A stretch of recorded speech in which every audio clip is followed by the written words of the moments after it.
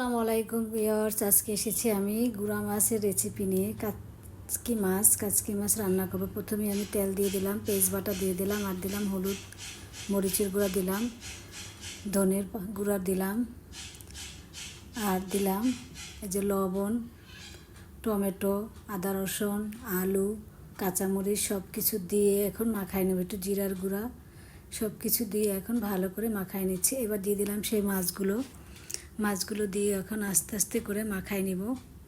হালকা করে ভালো করে মাখাই, সুন্দর করে একটা দিয়ে দেব।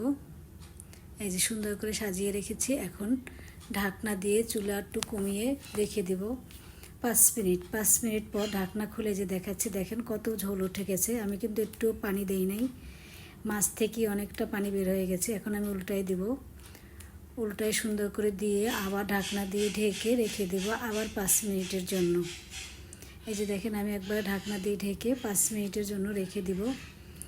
5 মিনিটের ভিতর আমি একবার এসে উল্টাই দিয়ে গেছি। দেখেন এই যে 5 মিনিট পর আবার এই যে দেখেন কতটা সুন্দর হয়ে গেছে প্রায়। এখন আমি আবার একটু উল্টাই দেব। মাঝখানে আমি একবার এসে উল্টাই দিয়ে চলে গেছি, তারপরে এখন আবার এসে উল্টাই দিচ্ছি।